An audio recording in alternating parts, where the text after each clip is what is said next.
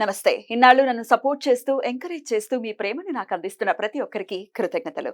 అలాగే ఈ వీడియో కూడా ఖచ్చితంగా మీకు ఉపయోగపడుతుంది. లైక్, షేర్ అండ్ సబ్స్క్రైబ్ చేసి మీ సపోర్ట్‌ని నాకు అందించండి. అలాగే ఈ వీడియో పట్ల మీకున్న అభిప్రాయాన్ని కామెంట్ సెక్షన్‌లో కామెంట్ చేసి తెలియజేయండి.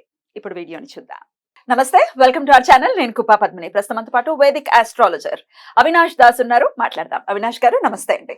నమస్కారం అండి. అవినాష్ గారు, నక్షత్రాల గురించి చెప్తున్నారు. ఏ నక్షత్రాల వాళ్ళు ఎలాంటి తత్వాలతో ఉంటారు, ఎట్లాంటి రెమెడీస్ చేసుకోవచ్చు అనేది చాలా బ్యూటిఫుల్ గా చెప్తున్నారు. కృతికా నక్షత్రంతో మనం స్టార్ట్ చేస్తున్నాం సిరీస్. అసలు నక్షత్రాల వరుస మొదలయ్యేది కృతికతోనే అని చాలా మంది చెప్తుంటారు కదా.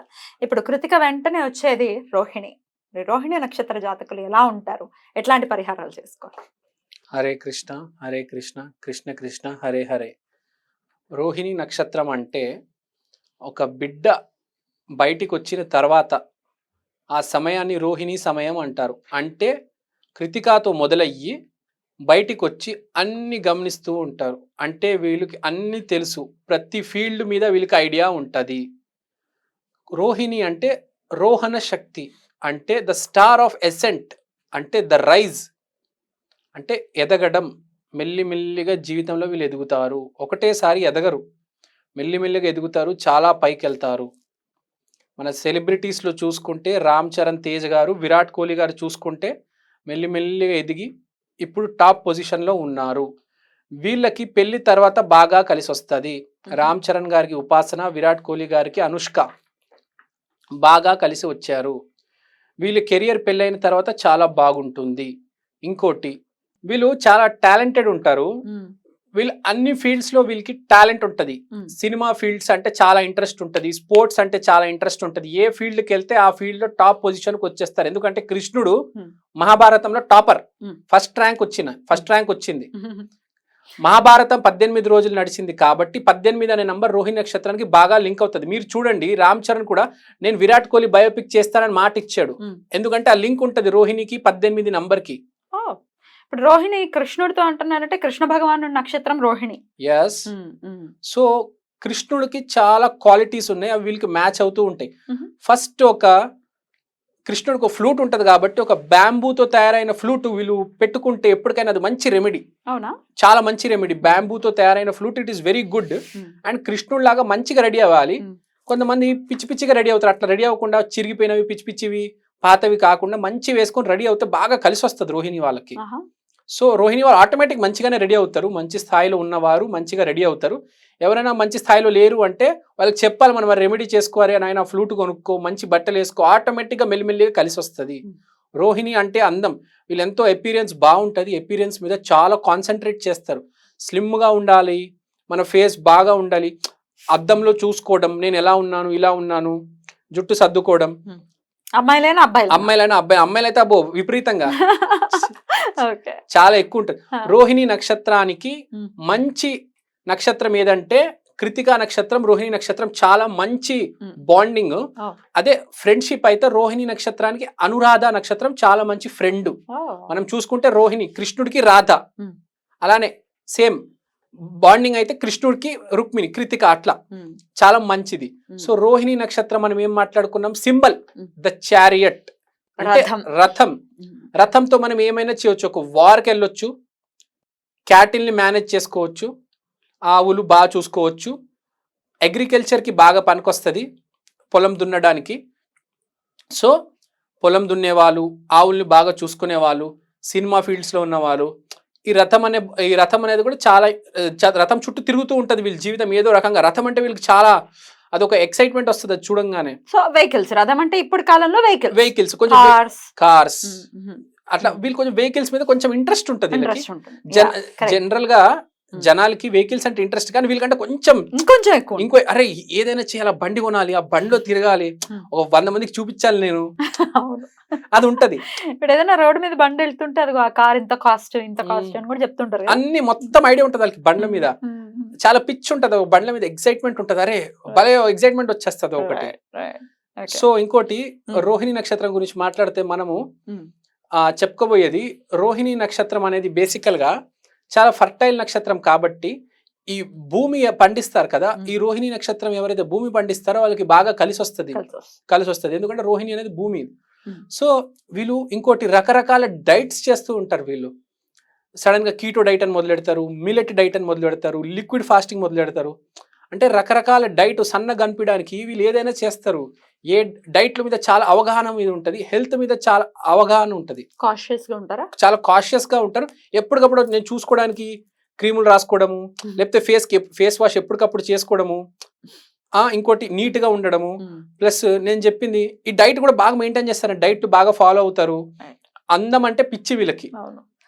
అందమైన కార్లు, అందమైన ఇల్లులు, అందమైన వస్తువులు ఏదంటే వీళ్ళకి చాలా బాగా ఇష్టం. అది చిన్న కీచెన్ అవ్వచ్చు, పెద్ద కార్ అయినా అవ్వచ్చు, అందంగా ఉండాలి. అందం అంటే పిచ్చి ఉంటుంది. కృష్ణుడు అంటే అందం, కృష్ణుడు అంటేనే అందం, కృష్ణుడు అంటేనే అందం, అందం అంటే కృష్ణుడు. రోహణ శక్తి అన్నాం కాబట్టి ద స్టార్ ఆఫ్ ఎసెంట్. మనం ఇప్పుడు ఆరాధ్ర అంటే ద స్టార్ ఆఫ్ రుద్ర అనుకున్నట్టు, ఇది రోహిణి అంటే the star of ascent. Rise ఉంటది జీవితంలో మనిషికి మెల్లిమెల్లిగా, ఎంతో కొద్దిగా వాడి స్థాయికి ఉన్నంత, వాడు ఎంత కష్టమైతే పడతాడో వాడికంత స్థాయికి వెళ్తాడు. ఎంతో వీళ్ళు కృష్ణ ఆరాధన చేయాలి. కృష్ణుడికి ఆరాధన చేస్తే చాలా మంచిది. ఏ ఫీల్డ్స్ లో వీళ్ళు బాగా రాణిస్తారు? ఏ ఫీల్డ్ లో అయినా రాణిస్తారు. సినిమా ఫీల్డ్ అయితే కొంచెం బాగా రాణిస్తారు.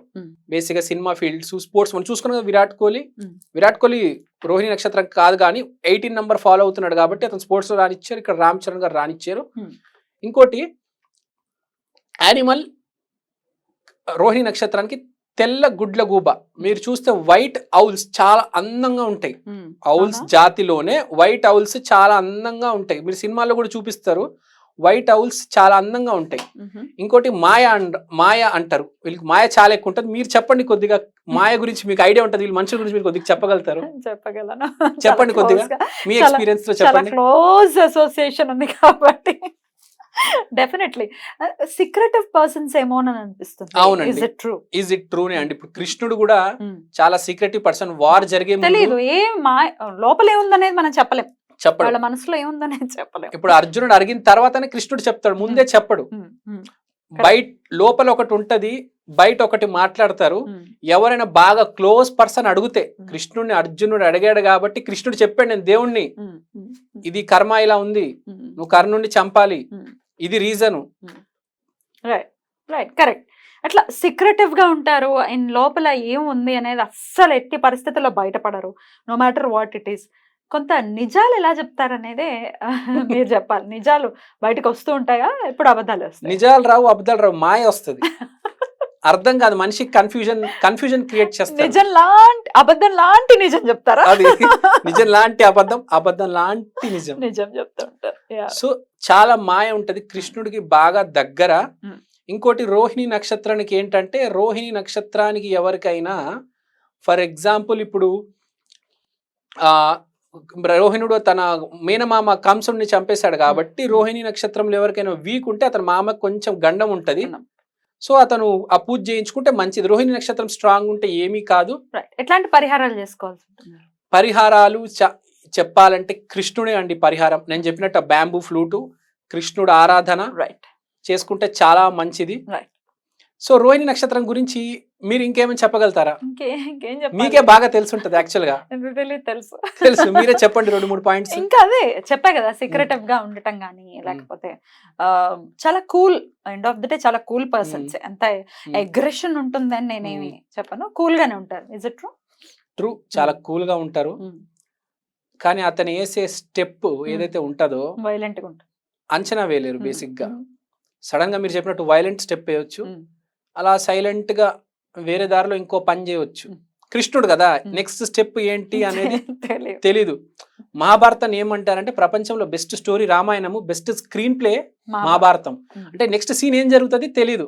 అంటే ఆడి జీవితం కూడా నెక్స్ట్ సీన్ ఆడు చాలా ప్లాన్ చేసి ఆనాయాలు అవన్నీ బాగా చేస్తారు. మెయిన్ గా మెడిటేషన్ ఎక్కువ ఉంటది, కాన్సన్ట్రేషన్ ఎక్కువ ఉంటది. రోహిణి నక్షత్రం మనిషికి కాన్సన్ట్రేషన్ ఉంటది, మెడిటేషన్ ఉంటది, ఒక కెరిజ్మా ఉంటది మనిషి చుట్టూ. కృష్ణుడి చుట్టూ చాలా కెరిజ్మా ఉండేది, అంటే ఆరా ఉంటది మనిషికి. రామ్ చరణ్ చుట్టూ ఏదో మాయ ఉంటది, చెప్తే అంతమంది ఫ్యాన్స్ ఉంటారు. విరాట్ కోహ్లీ చుట్టూ ఎంత మంది ఫ్యాన్స్ లేరు, ఒక మాయ క్రియేట్ చేస్తారు. ఇంకోటి రోహిణి నక్షత్రం ఏంటంటే అతి చిన్న స్థాయిలోనే మనిషికి కూడా రెస్పెక్ట్ ఇస్తారు. డ్రైవర్ తో కూడా అంత బాగా మాట్లాడతాడు. మెయిన్ గా రోహిణి నక్షత్రంకి డ్రైవర్ కి బాగా రిలేషన్ ఉంటది. అవును. ఎందుకంటే కృష్ణుడు ఒక రకంగా రైడర్, పార్థసారథి కదా. పార్థసారథి కాబట్టి Right. వీళ్ళు ఏ బండ్లో అయితే కూర్చుంటారు రైడర్ తో, ఆ డ్రైవర్ తో పక్కా మాట్లాడతారు. Right. ప్లస్ ఎవరిని చిన్న చూపు చూడరు, అందరిని సమానంగా చూస్తారు. చిన్న స్థాయి వ్యక్తులకి బాగా రెస్పెక్ట్ ఇస్తారు. ఆ వెన్ను, మీగడ అవన్నీ అంటే బాగా ఇష్టము. Hmm. పాలంటే బాగా ఇష్టము. పాలు పదార్థాలు అంటే బాగా ఇష్టము. కోవాలు, Hmm. కలాకండు, ఇవన్నీ పన్నీర్లు. పన్నీర్లు ఇవన్నీ బాగా ఇష్టం ఉంటాయి. Right right Right. చాలా బ్యూటిఫుల్ గా అనాలిసిస్ చేసి చెప్పారు. ఇక నెక్స్ట్ ఎపిసోడ్ లో మృగశిర గురించి మాట్లాడుకుందాం. థ్యాంక్ యూ సో మచ్ అండి. నమస్తే. Thank you.